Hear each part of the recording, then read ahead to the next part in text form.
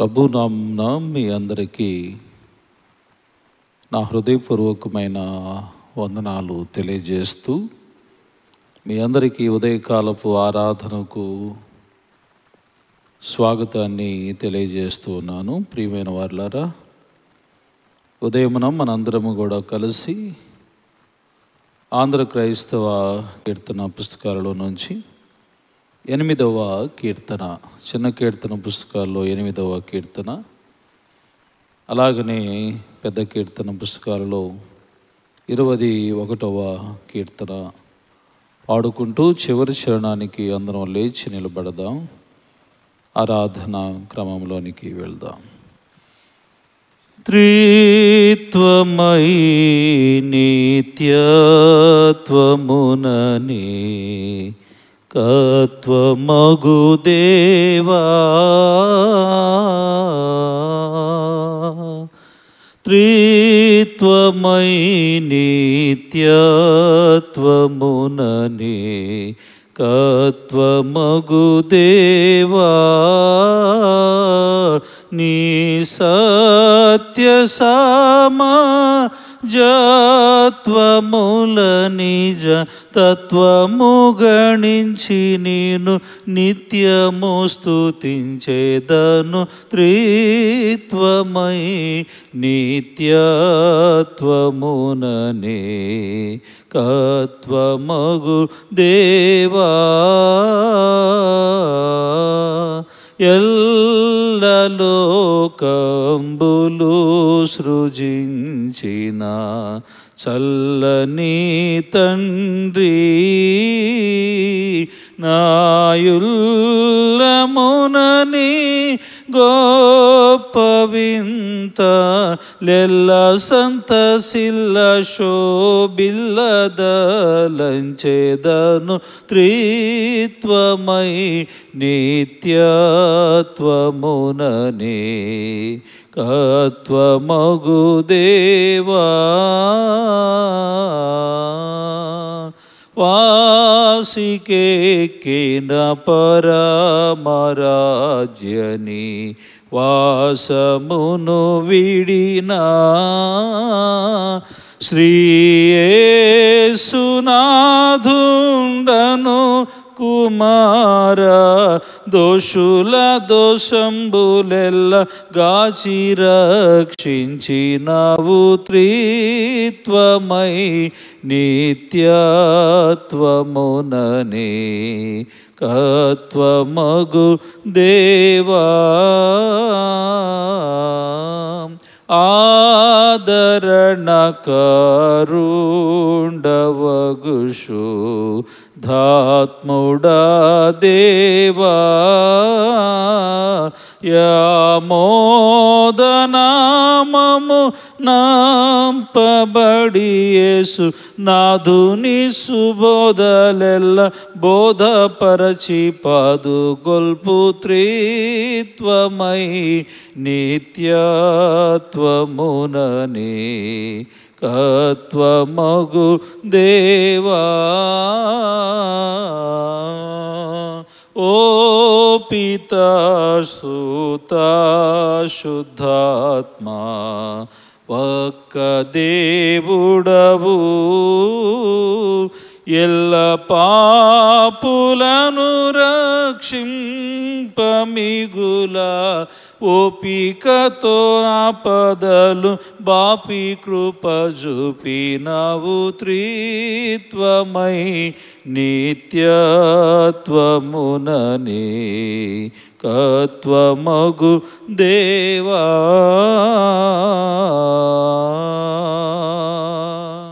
తండ్రి యొక్కయు కుమారుని యొక్కయు పరిశుద్ధాత్మ యొక్కయు నామమున ఆమేన్. అందరు నాతో కలిపి చెప్పండి. ప్రభువా మమ్మను కనికరింపుము, క్రీస్తు మమ్మను కనికరింపుము, ప్రభువా మమ్మను కనికరింపుము. మనందరము కూడా అలాగనే నిలవబడి అపోస్తుల విశ్వాస ప్రమాణమును ఒప్పుకుందాం. భూమి ఆకాశములను సృజించిన సర్వశక్తి గల తండ్రి అయిన దేవుని నేను నమ్ముచున్నాను. ఆయన ఏక కుమారుడును మన ప్రభు అయిన యేసు క్రీస్తు నమ్ముచున్నాను. ఈయన పరిశుద్ధాత్మ వలన గర్భమున ధరింపబడి కన్య అయిన మరియకు పుట్టి పొంతు పిలాతు అధికారము క్రింద శ్రమపడి సిలువ వేయబడి చనిపోయి సమాధి చేయబడిననియు అదృశ్య లోకములోనికి దిగిననియు చనిపోయిన వారిలో నుండి 3వ దినమున లేచి పరలోకమునకెక్కి సర్వశక్తి గల తండ్రి అయిన దేవుని కుడి చేతి వైపున కూర్చుని ఉన్నాడని సజీవులకును మృతులకును తీర్పు చేయుటకు అక్కడి నుండి వచ్చి నేను నమ్ముచున్నాను. పరిశుద్ధాత్మను నమ్ముచున్నాను. పరిశుద్ధ క్రైస్తవ సంఘముకు పరిశుద్ధుల సహవాసమును పాప క్షమాపణయు శరీర పునరుత్థానమును నిత్య జీవమును ఉన్నవని నమ్ముచున్నాను. ఆమెన్. దయచేసి అందరం కూడా కూర్చుందామండి. పరిశుద్ధ గ్రంథము నుండి దేవుని వేదవాక్యమును చదవగా విందాం. ఆదికాండ గ్రంథము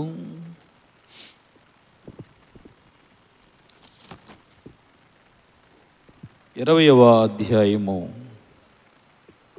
ఆదికాండము 20వ అధ్యాయము 7వ వాక్యమును చదవగా విందాం. కాబట్టి ఆ మనుష్యుని భార్యను తిరిగి అతనికి అప్పగించుము. అతడు ప్రవక్త, అతడు నీ కొరకు ప్రార్థన చేయును, నీవు బ్రతుకుదువు. దేవుడి వాక్యమును మన యొక్క వినికిడిలో దీవించునుగాక. ఆమెన్. వాక్య సందేశంలోనికి వెళ్ళుటకు పూర్వము మనందరము కూడా కలిసి ఆంధ్ర క్రైస్తవ కీర్తన పుస్తకాల్లో నుంచి 139వ కీర్తన, దేవుడే నాకు ఆశ్రయంబు దివ్యమైన దుర్గము, మొదటి చరణాన్ని పాడుకుందాం. అలాగనే చివరి చరణాన్ని మాత్రమే పాడుకుందాం. దేవుడే నాకాశ్రయంబు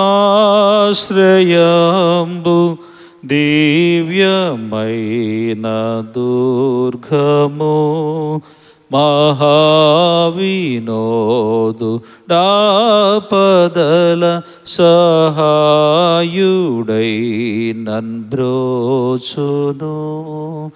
అభయమేపుడానంద మానందమౌగ, దేవుడే నాకాశ్రయంబు దివ్యమైన దుర్గము, పర్వతములు కదిలినా నీయూర్వి మారు పడినను, సర్వము ఘోషించుచు నీ సంద్రము పొంగినను. అభయమేపుడానంద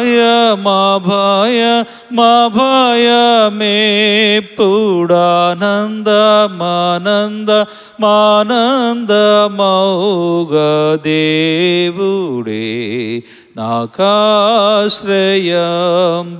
దివ్యమైన దుర్గము, కోటయు ఆశ్రయమునై యాకోబు దేవుడుండగా,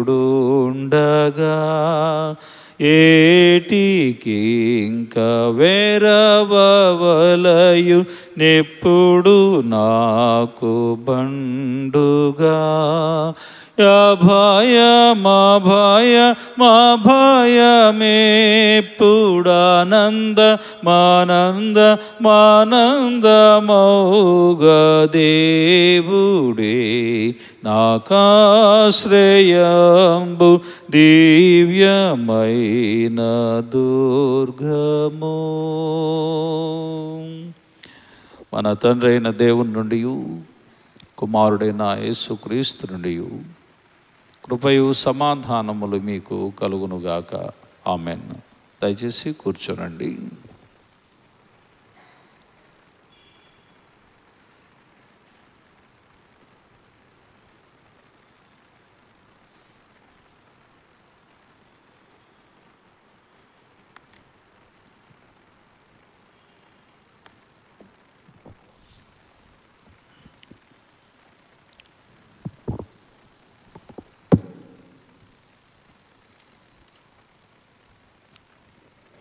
ప్రభునందు ప్రియమైన దేవుని బిడ్డలారా, మన ప్రభువును మన రక్షకుడును మన విమోచకుడునైన క్రీస్తు యేసు వారి ఘనమైన శ్రేష్టమైన నామములో ఈ ఉదయకాల ధ్యానాలలో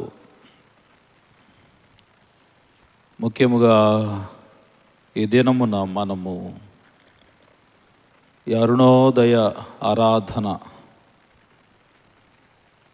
ధ్యాన భాగముగా ఆది కాండము 20వ అధ్యాయమును ధ్యానం చేసుకోబోతూ ఉన్నాం.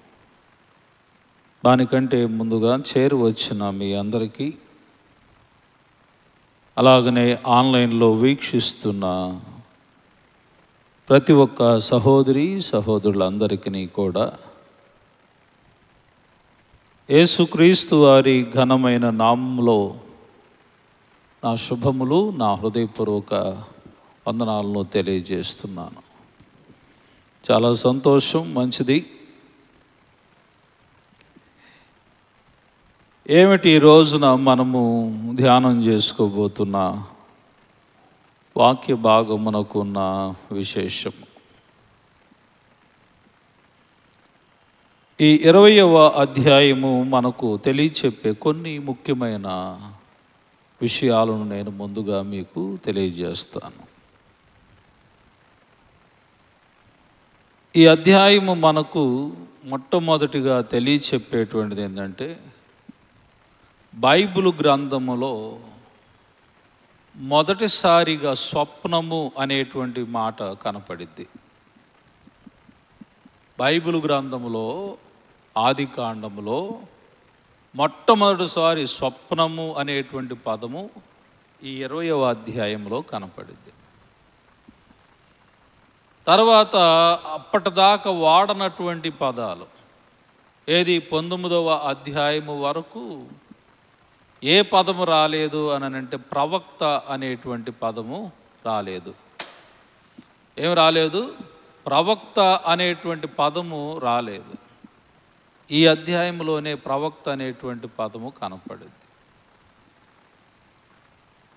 అలాగనే ఈ అధ్యాయము అసలు ముఖ్యంగా తెలియచెప్పేటువంటి విషయం ఏంటనంటే, ముందుగా తన సేవకులు లేకపోతే తన యొక్క కాపరులు లేకపోతే తన యొక్క యాజకులు లేకుంటే తన ప్రవక్తలకు ఎలాంటి సమస్య అనేటువంటిది వచ్చినా సరే, ఏ కష్టకాలము కలుగుతూ ఉన్నా సరే, ఏ ఇబ్బంది కలుగుతూ ఉన్నా సరే, దేవాతి దేవుడు వారి పక్షమున వేద్యమాడువాడుగా ఉంటాడు, వారికి అభయమునిచ్చేవాడుగా ఉంటాడు, వారికి తోడుగా ఉంటాడు అనేటువంటిది ఈ యొక్క అధ్యాయంలో ముఖ్యమైన సారాంశం. అంత మాత్రమే కాకుండా వారనే కాదు, ఆయనను నమ్మిన బిడ్డలకు ఏ ఆపద అనేటువంటిది కూడా దేవుడు రానివ్వడు అనేది మనము బాగా తెలుసుకోవాలి. ముఖ్యంగా ఇక్కడ ఈ అధ్యాయంలో కనపడేటువంటిది అది ఒక ప్రాముఖ్యమైనటువంటి విషయము. అలాగనే గొప్ప విశ్వాసులైనా సరే కొన్ని పరిస్థితులలో కొంత అలజడకు గురైపోయేటువంటి పరిస్థితులు కూడా ఏర్పడతాయి అని చెప్పేటువంటిది ఈ అధ్యాయం. అంటే ఏమిటి? కొంత కష్టకాలము వారి జీవితంలో వచ్చినప్పుడు, శ్రమకాలము వారి జీవితంలో వచ్చినప్పుడు దేవుని వైపు చూడకుండా సొంత నిర్ణయాలు కొన్ని తీసుకునేటువంటి పరిస్థితిలోనికి వస్తారు అనేటువంటిది ఈ అధ్యాయం మనకు తెలియచెప్తా ఉంటుంది. అలాగనే ప్రవక్తలు లేకపోతే సేవకులు లేకపోతే యాజకులు అనేవారు ప్రార్థించినప్పుడు ప్రతి ఒక్కరికి ఆశీర్వాదములు అనేటువంటివి కలుగుతూ ఉంటవి అని, ఒకవేళ ఆ సేవకులకు కీడు తలపెడితే అది మనకు శాపగ్రస్తంగా మారిపోతుంది అనే విషయము మనం తెలుసుకోవాలి. అన్నిటికంటే ముఖ్యంగా ఏమిటనంటే దేవుడు తన బిడ్డలుగా ఉన్న వారిని ఎల్లప్పుడూ ప్రొటెక్షన్ చేస్తూనే కాపాడుతూనే ఉంటాడు. ఇది ఈ అధ్యాయంలో ముఖ్యమైనటువంటి ఒక ఉద్దేశం. ఈ రోజున మనము ధ్యానం చేసుకుంటున్నప్పుడు 20వ అధ్యాయం మొదటి వచనంలో చూస్తున్నప్పుడు, అక్కడ నుండి అబ్రహాము దక్షిణ దేశమునకు తరలిపోయి కాదేశుకును షూరుకును మధ్య ప్రదేశముల్లో నివసించి గెరారులో కొన్నాళ్ళు ఉండెను అనే మాట చూస్తూ ఉంటాం. ఎక్కడంట? దక్షిణ దేశములోనికి వెళ్ళాడట. అక్కడికి వెళ్ళిపోయి కాదేశుకు షూరుకు మధ్య ప్రదేశంలో నివసించి గెరారులో కొన్నాళ్ళు ఉన్నాడు. జాగ్రత్తగా వినాలి. ఇక్కడ ఈ వచనం ప్రారంభంలో ఏంటంటే అక్కడ నుండి అని అంటాడు.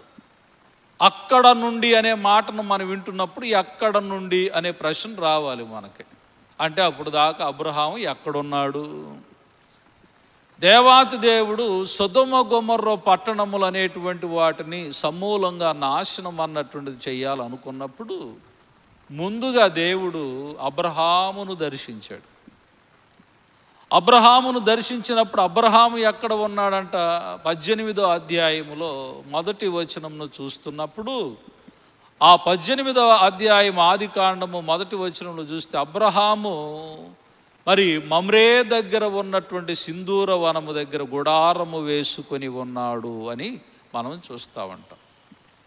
ఈ సింధూర వనము దగ్గర గుడారము వేసుకొని ఈయన ఉన్నాడు. ఆ ఉన్నటువంటి ఆ ప్రదేశంలోనే దేవుడు దర్శిస్తే దేవాతి దేవునికి శ్రేష్టమైనటువంటి విందు అన్నటువంటిది అబ్రహాము పెట్టాడు. ఈ శ్రేష్టమైన విందు పెట్టిన తర్వాత విందు ఆరగించినటువంటి దేవుడు, కడుపు నిండిన దేవుడు, అబ్రహాముకు ఎప్పుడు నుంచో కలగాల్సినటువంటి ఆశీర్వాదం, ఆ సంతానం ఏదైతే ఉందో ఆయన సృష్టిగా తిని అబ్రహామును దీవించి ఇదిగో మీదటికి ఈ సంవత్సరానికి నీకు కొడుకు పుడతాడు పో అని చెప్పాడు. బాగా ఉంది. ఆ తర్వాత సొదొమ గొమొర్రా పట్టణమును గురించి చెప్పాడు.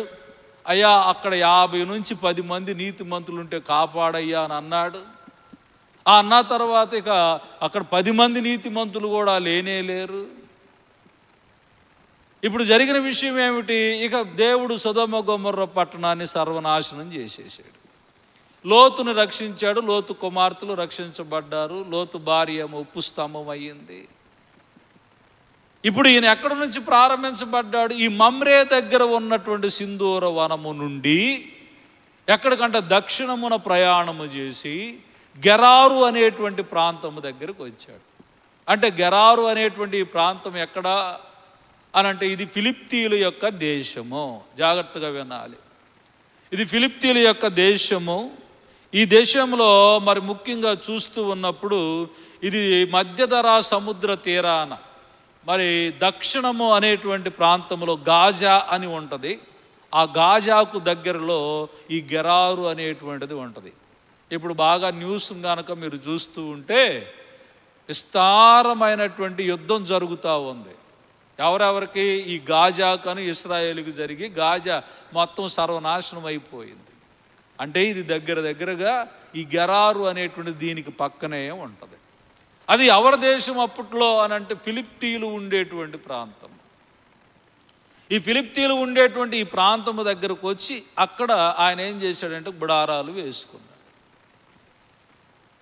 అయితే ఆ గెరారు అనేటువంటి ఈ ప్రాంతంలో ఆ ప్రదేశాన్ని పరిపాలన చేస్తున్నవాడు ఎవరయ్యానంటే అబీమెలెకు అనేటువంటి రాజు. ఎవరో? ఆ 2వ వచనాన్ని చూడాల, 20వ అధ్యాయము. అప్పుడు అబ్రహాము తన భార్య అయిన శారాను గూర్చి ఈమె నా చెల్లెలని చెప్పెను గనుక గెరారు రాజైన అబీమెలెకు రాత్రివేళ దేవుడు స్వప్నమందు రాజైన అబీమెలెకు శారాను పిలిపించి తన ఎంట చేర్చుకొనెను అని మనం చూస్తాం. ఇక్కడ జ్ఞాపకం చేసుకోవాల్సినటువంటి ఒక ప్రాముఖ్యమైనటువంటి విషయం ఏంటంటే గెరారు అనేటువంటి దగ్గరికి వెళ్ళి అబ్రహాం అసలు అక్కడ ఎందుకు నివాసం ఉండాలనుకున్నాడు? ఆదికాండము 13వ అధ్యాయం అంతా కూడా చూస్తున్నప్పుడు ఆ మొదటి వచనాలలో ఏమని వ్రాయబడి ఉంటుందంటే, అబ్రహాము బహు ఆస్తిపరుడుగా ఉన్నాడు. పశువులు, అలాగనే మరి పనివారు, విస్తారమైన పశు సంపద కలిగి మంచి ఆస్తిపరుడుగా ఉన్నాడు. అయితే గెరారుకున్నటువంటి ప్రత్యేకత ఏంటి? దాన్ని గెరారు అనగా అర్థం ఏమిటి అని మనం ఆలోచన చేస్తే, నీటి కుండలు అని అర్థం. ఏంటి? నీటి కుండలు అంటే అక్కడ నీటి బావులు అనేటువంటివి విస్తారంగా ఉంటవి. అందుచేత పశువులకు కానీ అన్నిటికి కానీ తాగటానికి నీరు అనేటువంటిది సమృద్ధిగా మనకు దొరికిద్ది అనే ఒక ఉద్దేశంతో అక్కడికి వెళ్ళాడు. కానీ అక్కడికి వెళ్ళి చూసినప్పుడు ఆ ప్రాంతపు వారందరిని కూడా చూడగానే అబ్రహాములో గుబులు ప్రారంభమైంది. ఏమిటి గుబులు ప్రారంభమైంది? ఇదిగో వీళ్ళంతా కూడా నన్ను చూసి, నా భార్యను చూసి, ఈ ఆస్తి అంతటను కూడా చూసి చంపివేస్తారేమో. వీళ్ళు చంపేయకుండా ఉండాలి అని అంటే, ఇప్పుడు నా భార్యను చంపేసి నా ఆస్తి అంతా కూడా తీసుకోవచ్చునేమో అనేటువంటి దిగులు అనేటువంటిది పడిపోయి, ఇక ఈయనేమని ఆలోచన చేశాడంటే, శారమ్మను పిలిచి నువ్వు నా చెల్లెలవు అని చెప్పు అని అంటున్నాడు. ఇది మొదటిసారి కాదు అబ్రహాము చెప్పేటువంటి మాట. ఇది మొదటిసారి కాదు. అలాగనే 12వ అధ్యాయంలో దేవుడు అబ్రహామును పిలుచుకున్నప్పుడు, ఆ పిలుచుకున్నటువంటి సమయంలో అతడు ఐగుప్తు దేశంలోనికి అడుగుపెట్టాడు. ఏంటి? దేవుడు పిలిచి నువ్వు రా, నేను పంపించే ప్రదేశాలకు నువ్వు వెళ్ళిపో అని చెప్పగానే అబ్రహాము దేవుడు పిలుపు అందుకొని శారమ్మను లోతును వెంట పెట్టుకొని తాను మరి సంపాదించుకున్నదంతా కూడా వెంట పెట్టుకొని పోయి ఎక్కడికి? ఐగుప్తులోనికి మొదట ప్రయాణం చేశాడు. ఈ మొదటి ప్రయాణం ఐగుప్తులోనికి వెళ్ళగానే అక్కడ ఐగుప్తులోకి వెళ్ళిన తర్వాత అక్కడ అబ్రహాము చేసినటువంటి పని ఏమిటనంటే, ఆ ఐగుప్తు దేశం అంతటను కూడా చూసి తన భార్యతో మొట్టమొదటిసారిగా చెబుతున్నాడు, ఎదుగు అమ్మా, నువ్వు బో చక్కని దానవు, నువ్వు బో అందంగా ఉంటావు, కాబట్టి నిన్ను చూసి వాళ్ళందరూ నన్ను చంపివేసేటట్లుగా ఉన్నారు, కనుక నువ్వు నా చెల్లెలు అని చెప్పు, అప్పుడు నా మీద దయ చూపిస్తారు, నిన్ను తీసుకుపోయి వాళ్ళ ఇంట్లో పెట్టుకుంటారు, నేను కాపాడబడతాను, నువ్వు కాపాడబడతావు ఏమిటి అనేటువంటి ఒక ఆలోచన అన్నటువంటిది అబ్రహాం అన్నటువంటిది చేసి మొట్టమొదటిసారిగా ఆమెను చెల్లెలని రివీల్ చేశాడు. అప్పుడు అసలు వాస్తవంగా ఏంటి? శారమ్మ అబ్రహాముకు చెల్లెలా, భార్య? ఏది కరెక్టు? శారమ్మ అబ్రహామునకు చెల్లెలా లేకపోతే భార్యనా? ఏమిటిది మనం అర్థం చేసుకోవాలి. ఇదే అధ్యాయంలో మనం ఒకసారి చూద్దాం. ఏమిటి? ఇక్కడ ఈ అబీమెలెకు దగ్గరకు తీసుకొని పోయాడు కదా, స్వప్నం అందు ఇక దేవుడు ఏం చేశాడంటే, ఈ అబీమెలెకు రాజునకు, ఏది 20వ అధ్యాయం మీద మన దృష్టి ఉంచాలి. ఈ అబీమెలెకు రాజునకు దేవుడు స్వప్నమందు కనపడ్డాడు. కనపడి, నువ్వు తీసుకొని వెళ్ళినటువంటి ఆమె ఒక ప్రవక్తకు భార్య, జ్ఞాపకం చేసుకో, ఆమెను నువ్వు కనీసం ముట్టవద్దు, ఆమెను నువ్వు అపవిత్రపరచొద్దు అని ఒక వార్నింగ్ అనేటువంటిది అబీమెలెకు రాజునకు ఇచ్చాడు. అప్పుడు అబీమెలెకు రాజు ఏమంటున్నాడు చూడండి, ఒకసారి వాక్యము మనం చూద్దాం. ఆ 3వ వచనం నుండి చదువుకుందాం. 20వ అధ్యాయం 3వ వచనం నుండి చదువుదాం. అయినను నీవు నీ ఇంట చేర్చుకున్న స్త్రీ ఒక పురుషునికి భార్య గనుక ఆమె నిమిత్తము నీవు చచ్చిన వాడవు సుమా అని చెప్పాను. అయితే అబీమెలెకు ఆమెతో పోలేదు గనుక, ప్రభువా, ఇటు నీతి గల జనమును హతము చేయుదువా? ఈమె నా చెల్లెలని అతడు నాతో చెప్పలేదా? మరియు ఆమె కూడా అతడు నా అన్న అనెను. నేను చేతులతో ఏ దోషము చేయక యథార్థ హృదయముతో ఈ పని చేసి తిని అనెను. అందుకు దేవుడు, అవును, యథార్థ హృదయముతో దీనిని చేసితువని నేను ఎరుగుదును. ఏమిటి? దీన్ని చేసితువని నేను ఎరుగుదును. మరియు నీవు నాకు విరోధముగా పాపము చేయకుండా నేను నిన్ను అడ్డగించి తిని, అందుకే నేను నిన్ను ఆమెను ముట్టనీయలేదు. కాబట్టి ఆ మనుష్యుని భార్యను తిరిగి అతనికి అప్పగించుము. అతడు ప్రవక్త, అతడు నీ కొరకు ప్రార్థన చేయును, నీవు బ్రతుకుదువు. వింటున్నారా? ఫాలో అవుతున్నారా? జాగ్రత్తగా ఈ వాక్యమును మనం జ్ఞాపకం చేసుకోవాలి. ఈమె నా చెల్లెలని చెప్పాడు, ఆమె కూడా నా అన్న అంది. అన్న తర్వాత ఇప్పుడు ఏం జరిగింది విషయము, ఈయన వెంటనే తీసుకొని పోయాడు, నీ చెల్లెలే కదా అని తీసుకొని పోయి తన ఇంట పెట్టాడు. కానీ ఆమెతో ఇతడు ఏ పాపం అన్నటువంటి చేయకుండా దేవుడు ఏం చేశాడంటే అడ్డు అనేటువంటిది పెట్టాడు. నేను అంత యథార్థంగా ఉన్నానో నీకు తెలియదయ్యా, ఏమి చెల్లెలని అంది, ఆయనేమో మా అన్న అని అంది ఈవిడ, అతనేమో చెల్లెలని అన్నాడు. నేను అందుకనే తీసుకొని పోయానే తప్ప నేను ఆమెను నా ఉపపత్నిగా ఉంచుకుందామో లేకపోతే నా దగ్గర పరివారంలో ఉంచుకుందామో అనే ఉద్దేశంతో నేను తీసుకొని పోయేనే తప్ప ఏ కారణమును బట్టి నేను తీసుకొని పోలేదు. అందును బట్టి నువ్వు మమ్మల్ని అందరూ నాశనం చేస్తావా? మేము నీతిగానే యథార్థముగానే ఉన్నాము కదా అని అంటే, అవును నువ్వు యథార్థంగానే ఉన్నావు అని దేవుడు చెప్పాడు. కాబట్టి అతడు ప్రవక్త గనక ఆమె విషయంలో నువ్వు చచ్చిన వాడవు సుమా, గుర్తుపెట్టుకో. అతని భార్యను తిరిగి అతనికి అప్పగించు, అతడు నీ కొరకు ప్రార్థన చేస్తాడు. నీ కొరకు అతడు ప్రార్థన చేస్తాడు గనుక అతని భార్యను తిరిగి అతనికి నీవు అప్పగించేయి, అప్పుడు నువ్వు బాగుపడతావు. ఇప్పుడైతే మొదటిగా నేను మీ ముందు పెట్టిన ప్రశ్న ఏంటంటే, అబ్రహామునకు శారా ఏమయ్యిద్ది? అతడు అసలు మాటికి ఎందుకు చెబుతున్నాడు చెల్లెలని? మాటికి ఆవిడ మా అన్నని ఎందుకు చెబుతుంది? దీని యొక్క అర్థం మనం చూస్తే ఇదిగో 12వ వచనంలో రాయబడిన మాట ఏమంటున్నాడు, అంతేకాక ఆమె నా చెల్లెలను మాట నిజమే, ఆమె నా తండ్రి కుమార్తె గాని నా తల్లి కుమార్తె కాదు, ఆమె నాకు భార్య అయినది అని అంటాడు. అప్పుడు అబీమెలెకు దేవుడు స్వప్నం తెలుసుకున్న తర్వాత అబ్రహామును పిలిపించి, ఏమయ్యా నువ్వు చేసిన పని ఏమన్నా బాగున్నదా? నువ్వు నీ చెల్లెలు అనేటువంటి మాట, నీ భార్యను చూసి చెల్లెలని చెబుతావా? మా మీదకి ఎంత శాపాన్ని తీసుకొచ్చేవాడివి కదా నీ దేవుడి దగ్గర నుండి అని అబ్రహామునకు పిలిపించి అడుగుతున్నప్పుడు అప్పుడు అబ్రహాము చెబుతున్నాడు, అవునయ్యా ఆమె నా భార్యే, అలాగనే ఆమె నా చెల్లెలనే మాట కూడా నిజమే. ఎందుచేత నిజమని అంటున్నాడు ఇక్కడ అంటే, ఆమె నా తండ్రికి కుమార్తె కానీ నా తల్లికి కుమార్తె కాదు. ఇప్పుడు మీ అందరికి కూడా ఏందిరా ఈ పద్ధతి ఏంది, ఇది ఏమన్నా బాగుందా అంటే, ఇప్పుడు ఎవరు మారు తల్లికి పుట్టిన కూతురే కదా శారమ్మ, తండ్రి ఒక్కడే ఏంటి, తరహు అనేటువంటి ఆయన వాళ్ళ తండ్రి, ఈ తండ్రి ఒక్కడే. ఈ తరహుకి ఇంకొక భార్య ఉన్నది, ఆ భార్య పేరు చెప్పలేదు. ఇప్పుడైతే విషయం ఏమిటి, ఆ భార్యల పేరు అనేటువంటిది పరిశుద్ధ గ్రంథంలో రివీల్ చేయలే. ఇప్పుడు నేను మా నాన్నకు పుట్టినోడినే, శారమ్మ కూడా మా నాన్నకు పుట్టిందే కానీ మా అమ్మ వేరు, శారమ్మ వాళ్ళ అమ్మ వేరు అయ్యా అని అన్నాడు. ఇప్పుడు చూస్తున్న లోకం అంతా కూడా, వింటున్న మీరు, ఈ శబ్దాంతరం ద్వారా వింటున్న వాళ్ళందరూ కూడా ఈ వావి వరసలు లేని పెళ్ళి ఏమిటి? ఏమండి, అసలు ఇలాగ చేయొచ్చునా? చెల్లెల్ని పెళ్ళి అట్ట చేసుకుంటాడు, వేరే మారు తల్లి కూతురైనా ఆమెను అలా పెళ్లి చేసుకుంటాడు ఇతడు. వాస్తవంగా అబ్రహాము కాలానికి మనం జ్ఞాపకం చేసుకుంటే, దానికి ముందు వాళ్ళ తరమునకు ముందున్నటువంటి వాడు నోవాహు. జాగ్రత్తగా వినాలి. నోవాహు కాలం అనేటువంటిది 6వ అధ్యాయం ఆదికాండములో వచ్చేసరికి జలప్రళయం అనేటువంటిది దేవుడు తీసుకొచ్చాడు.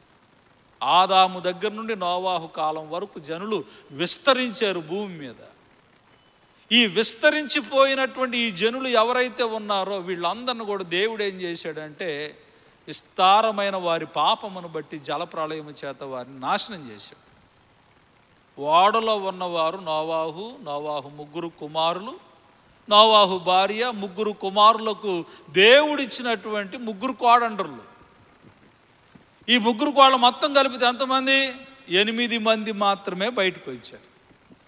ఏదేనులో దేవుడు ఆది తల్లిదండ్రులుగా ఉన్న ఆదాము అవ్వలను ఏ ఆశీర్వాదం అయితే ఇచ్చాడో, మీరు ఫలించి అభివృద్ధి పొంది విస్తరించి భూమిని నిండించండి అయ్యా అంటే, మీరు సంతాన ఉత్పత్తి కావాలి. ఇప్పుడు ఈ 8 మందికి కూడా ఓడలో నుంచి బయటకు వచ్చిన వీళ్ళకు కూడా చెప్పాడు. ఏమని చెప్పాడు ఇక్కడ అనంటే, మీరు కూడా ఫలించండి, అభివృద్ధి పొందండి, విస్తరించండి. ఇప్పుడు వీళ్ళు విస్తరించాలి అని అంటే వీళ్ళకి వాయు వరసలు లేవు. నోవాహుకు పుట్టిన కుమారులు 3, కోడళ్ళకు వాళ్ళకు పుట్టిన పిల్లలు ఒకళ్ళనొకళ్ళు ఆడపిల్ల పుడితే మగోడు పుడితే ఆడపిల్లలకి ఇలా చేసుకుంటూ వచ్చారు. కానీ ఆ సమయంలో గుర్తుపెట్టుకోవాల్సిన ఒక విషయం ఏమిటనంటే, అది ధర్మశాస్త్రము లేని కాలము. వింటున్నారండి? అది ఏమిటంటే ధర్మశాస్త్రము లేనటువంటి కాలము. అప్పుడు దేవుడు పెట్టిన ఒకే ఒక నిబంధన ఏమిటి అబ్రహాముతోటి అనంటే, సున్నతి అనేటువంటి నిబంధన మాత్రమే పెట్టాడు. నీకు నాకు గుర్తుగా ఉండటానికి సున్నతి కార్యక్రమం మాత్రమే చేయాలి తప్ప ధర్మశాస్త్రం అనేటువంటిది వాళ్ళకి ఇంకా ఇవ్వలేదు. మోషే కాలము వచ్చినప్పుడు సినాయి పర్వతం మీద దేవుడు ధర్మశాస్త్రాన్ని ఇచ్చాడు. ఇదిగో ఎవరితో ఎలా ప్రవర్తించాలి, ఎవరితో ఏ రీతిగా ఉండాలి, తల్లిని చెల్లిని తోడబుట్టిన అన్నదమ్ములను అక్క చెల్లెండర్లను అత్తను మరి మరదలను కోడల్ని ఇలాగ వీళ్ళతో రిలేషన్ అనేటువంటిది ఒక వ్యక్తికి ఎలా ఉండాలని అప్పుడు దేవుడు బంధాలను బంధుత్వాలను అనేటువంటివి ఏర్పాటు చేసి పెట్టాడు. ధర్మశాస్త్రము లేని కాలము గనక, భూమి మీద వీరు స్ప్రెడ్ అవ్వాలి గనుక, ఈ భూప్రపంచం అనేటువంటిది మొత్తము కూడా మనుషుల చేత నింపబడాలి గనుక అబ్రహాము ఆ రోజున చేసుకుంది మారు తల్లికి పుట్టిన కూతురై ఉన్నటువంటి శారమ్మనే చేసుకున్నాడు. అది అర్థం చేసుకోవాలి. అర్థమైందా? మారు తల్లికి పుట్టినటువంటి చెల్లి వరసయ్యే ఆ శారమ్మనే అబ్రహాము పెళ్లి చేసుకున్నాడు. ఆ తర్వాత పెళ్లి అనంతరము ఈవిడ ఆయనకు భార్యగా మారబడింది. అది మనం అర్థం చేసుకోవాల్సిన విషయం. ఇది దేవుడు విధించినటువంటి విధి. దీన్ని నీవు తప్పు పట్టడము నేను తప్పు పట్టడము కరెక్ట్ కాదు. ఎందుకంటే ఈనాడు మనకు రూల్స్ అండ్ రెగ్యులేషన్స్ ఉన్నవి, కానీ ఆనాడు వారికి ఆదిలో వారు ఫలించటం వరకే దేవుడు చూస్తాడు. వాళ్ళు అభివృద్ధి చెందటం వరకే దేవుడు చూశాడు. సంతానోత్పత్తి జరుగుట కొరకే దేవుడు చూశాడు. అందుచేతనే వాళ్ళు ఆ రీతిగా వివాహం అన్నటువంటిది చేసుకున్నారు. కానీ ఇప్పుడు ఇక్కడ అబ్రహాము అర్థం చేసుకోవలసిన విషయం ఏమిటి, అబ్రహాము తెలుసుకోవలసిన ప్రాముఖ్యమైనటువంటి విషయం ఏమిటి? ఏం తెలుసుకోవాలి? దేవుడు నన్ను పిలిచినటువంటి వాడు కదా. నన్ను పిలిచిన దేవుడు నాకు ఇదిగో ఆ 12వ అధ్యాయం 3వ వచనంలో చదువుతూ ఉన్నప్పుడు ఆదికాండంలో, నిన్ను ఆశీర్వదించు వారిని నేను ఆశీర్వదిస్తాను, నిన్ను శపించు వారిని నేను శపిస్తాను, నువ్వు ధైర్యంగా వెళ్ళిపో అని చెప్పిన దేవుడు నాకు తోడుగా ఉంటాడనేటువంటి విషయం ఎందుకు మర్చిపోతున్నాడు? ఐగుప్తునకు వెళ్ళినప్పుడు అదే భయము, అలాగనే ఇక్కడ మరి గెరారు ప్రాంతానికి ఫిలిప్తియా ప్రాంతానికి వచ్చినప్పుడు అదే భయము. దేవుడు నాకు తోడుగా ఉంటాడు అనేటువంటి ధైర్యం ఎందుకు వీళ్ళల్లో ఉండలేదు? ఎందుకు ఆయనలో ఉండలేకపోయింది? మనం ఏమంటాం అబ్రహాం గురించి? విశ్వాసులకు తండ్రి అంటాం. అబ్రహాము దేవుణ్ణి నమ్మెను, అది అతనికి నీతిగా ఎంచబడెను అని కూడా చెబుతాం. దేవుణ్ణి నమ్మిన వారిలో అబ్రహాము అంత స్థాయి ఇంకెవడకు లేదయ్యా అని అంటాం. కానీ అబ్రహాము కూడా కొన్ని పరిస్థితులకు సంబంధించినప్పుడు, అసలైన ఇది ఏ టైమో, ఐగుప్తుకు పోయినప్పుడేమో శారమ్మకు 65 సంవత్సరాలు, అబ్రహాముకి శారమ్మకు 10 ఏళ్ళు గ్యాప్, గుర్తుపెట్టుకోండి. ఐగుప్తు దేశంలోనికి వెళ్ళినప్పుడు శారమ్మకు 65 సంవత్సరాలు. ఇక్కడికి వచ్చినప్పుడు ఏంటి, ఆమెకు 89 సంవత్సరాలు. ఇస్సాకుని ఏ వయసులో కన్నదావిడ? ఇస్సాకులు ఏ వయసులో కన్నది? 90 ఏళ్ల ప్రాయంలో కన్నది. అబ్రహాముకు 100 ఏళ్ళు వచ్చినప్పుడు ఈమె 90 ఏళ్ళు. దేవుడు ఏం చేశాడు? ఆ మమ్రే దగ్గర ఉన్న సింధూర వనంలో ఈ సొదొమ గొమొర్ర పట్టణాన్ని నాశనం చేయటానికి ముందు ఆయన దగ్గరకు వచ్చి తిని, మీదటికి ఈ సంవత్సరమున నీకు కుమారుడు పుట్టును అని అన్నాడు. అంటే మీదటికి ఈ సంవత్సరం అంటే వచ్చే సంవత్సరం పుట్టిద్దని అంటే అప్పుడు ఆమె వయసు ఎంత అయి ఉంది? ఆల్మోస్ట్ 89 సంవత్సరాలు. ఈ 89 సంవత్సరాల ఆమె మీద ఎవరికి అంత మోజు కలిగిద్ది?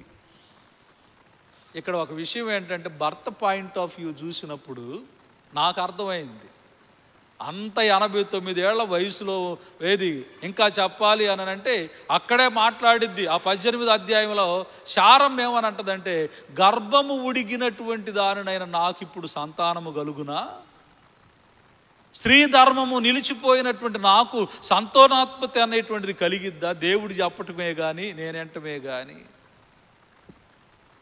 89 ఏళ్ళు అంటే ఎంత వయసు ఉంటుంది అప్పుడు? ఎలా ఉంటారు వాళ్ళు? ఇప్పుడు 89 వయసు వాళ్ళని చూపించండి, ఎట్టుంటారు వాళ్ళు? నడుమంతా వంగిపోయి, కాలంతా కూడా ఇట్టు పట్టుకొని, ఒక కర్ర ఒకటి తీసుకొని ఇలా ఇలా ఇలా నడుస్తూ ఉంటే నిన్ను బట్టి నన్ను చంపుతారని అంటాడు ఆ వయసులో ఈయన.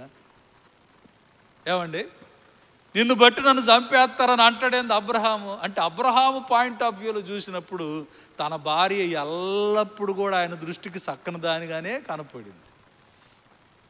రెండో విషయం ఏంటంటే, ఈ ఆస్తి విస్తారముగా ఉండుట వలన నన్ను చంపేసి ఏమైనా తీసుకొని పోయి నా ఆస్తి కూడా తీసుకుంటారేమో.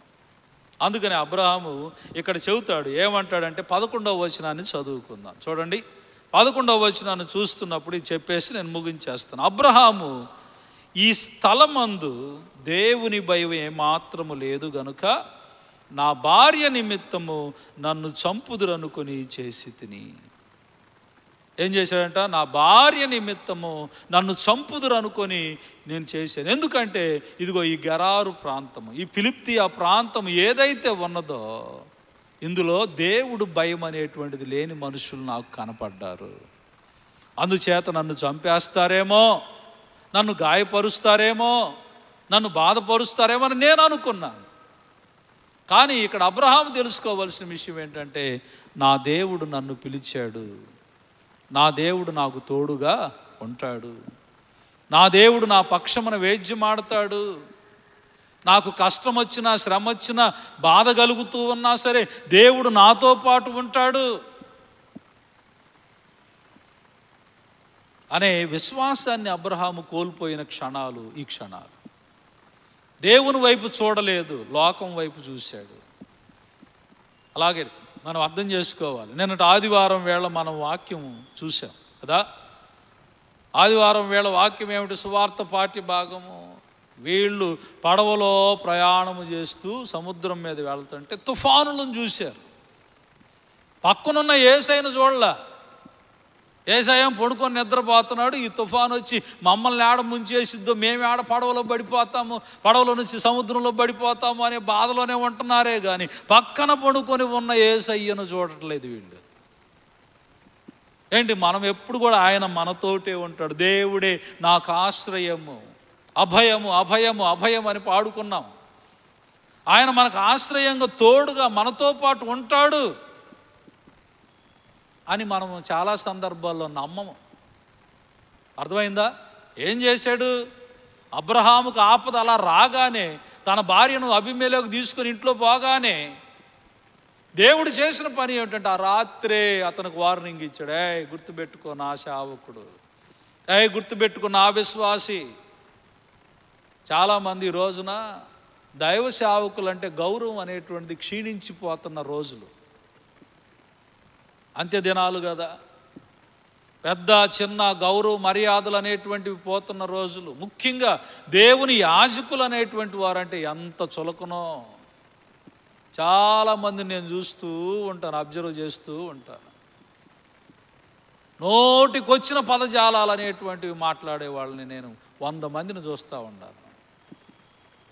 గౌరవం లేదు, భయం లేదు, మాట తోలుతున్నప్పుడు ఏం మాటలు మాట్లాడుతున్నారు అనేటువంటిది లేదు. అవసరమైతే వాళ్ళ మీదకు దూకుతారు. దేవుడు ఏం చేశాడు? అతడు ప్రవక్త, నీ కొరకు ప్రార్థన చేసేవాడు, జాగ్రత్త. నీ కొరకు ప్రార్థన చేసేవాడు జాగ్రత్త. యాజకుడు జోలికి నువ్వు వెళ్ళకూడదు.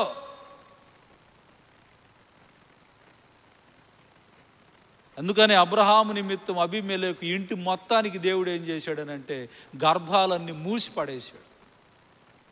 శారమ్మకు ఏ గర్భఫలం అయితే రాలేదో అప్పుడు దాకా వాళ్ళలో ఉన్నటువంటి ఆడవాళ్ళందరికీ కూడా గర్భఫలాలు లేకుండా చేసి పడేశాడు. ఏ రోజున దేవుడు తన సేవకుల నిమిత్తము, యాజకుల నిమిత్తము ఏ శాపమును తీసుకొస్తాడో తెలియదు.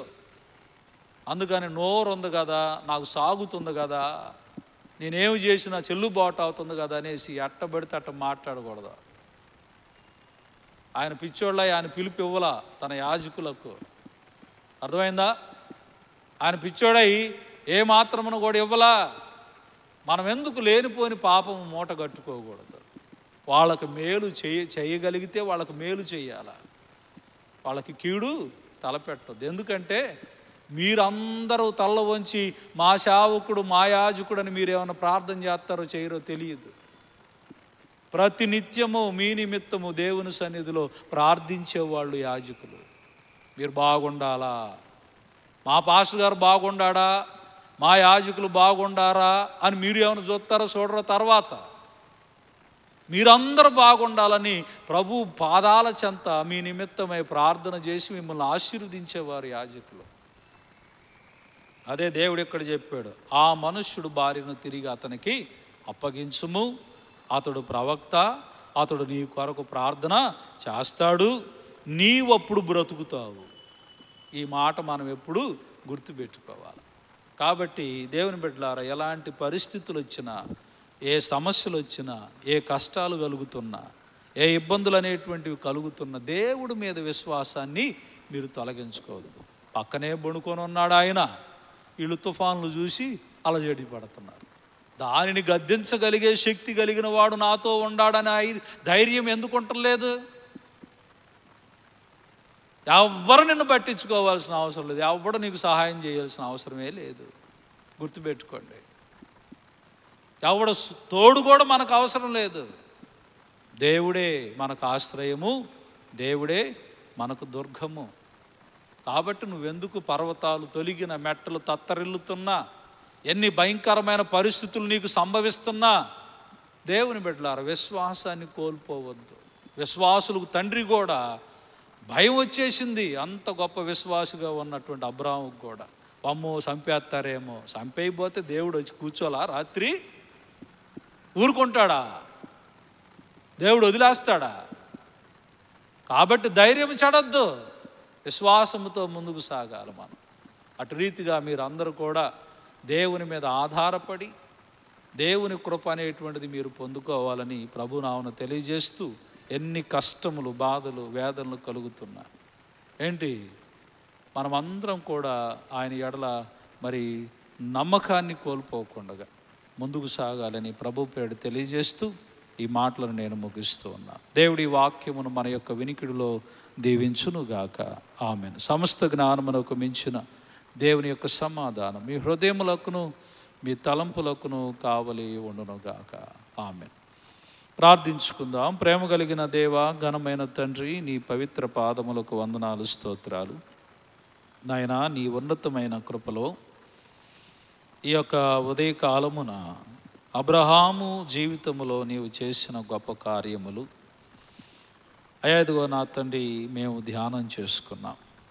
ప్రత్యేకముగా నాయన ఇదిగో నా తండ్రి విన్న వాక్యము బిడ్డల హృదయాల్లో భద్రపరుచుకొని ఈ అధ్యాయమును మరి ఒకసారి నీ బిడ్డలు ఆయన ధ్యానించుకుంటూ దీన్ని ఇంకా సంపూర్ణంగా అర్థం చేసుకోవటానికి నీ కృప అనుగ్రహింపు చేయమని కోరుకుంటూ ఉన్నాం.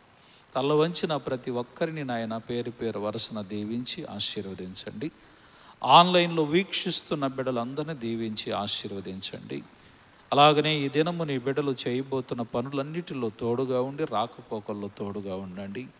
వారి యొక్క నా తండ్రి రెక్కల కష్టాలను దీవించండి. అలాగనే దేవా, ఈరోజు birthdays, wedding days, special days జరుపుకుంటున్న ప్రతి ఒక్కరిని దీవించండి. ఇక్కడ ఉన్న బిడ్డలను దూర ప్రాంతాల్లో, ఆన్లైన్లో, అలాగనే ఇతర దేశాల్లో నుండి ఈ ప్రోగ్రాంను వీక్షిస్తున్న వారు ఎక్కడెక్కడైతే బిడ్డలు నివాసమై ఉంటున్నారో వారందరి చుట్టూ నీ కంచె వేసి కాపాడండి.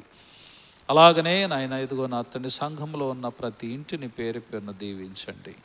ఏ రోగములు, రుగ్మతలు, సమస్యలు, వేదనలు, బాధలు బిడ్డలు కొని వాటి నుంచి సంపూర్ణమైన విడుదల అనే బిడ్డలకు నువ్వు ప్రసాదించి నీవే మహిమ పొందుకోమని ఈ దిన దీవెనలతో, ఆశీర్వాదాలతో మమ్మల్ని అందరినీ ఆయన మీరు దీవించి కాపాడమని నజరేయుడైన యేసు నామమున అడిగి వేడుకొని ప్రార్థన చేస్తున్నాము తండ్రి.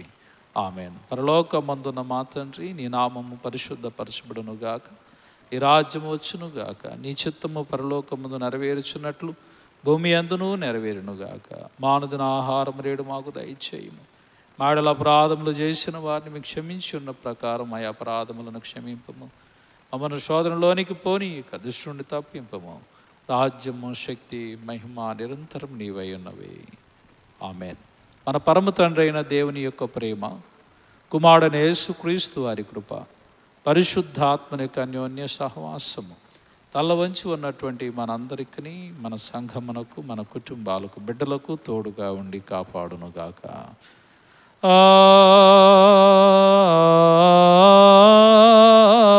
ఆమేన్. ఆమేన్.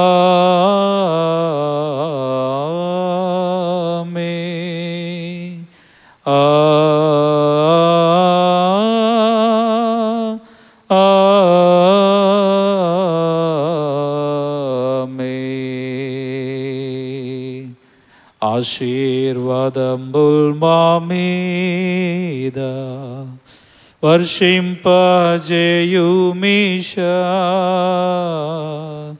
ఆశతో నమ్మియున్నాము నీ సత్య వాగ్దత్తము. ఈ మహిమీద కృమ్మారించుమో దేవా, క్రమ్మర ప్రేమ వర్షంబు కృమ్మారించుమో దేవా. ఆమేన్. అందరికీ వందనాలండి. God bless you. అందరికి క్షేమంగా వెళ్ళరండి. రేపు ఉదయ కాలపు ఆరాధనలో కలుసుకుందాం. Thank you.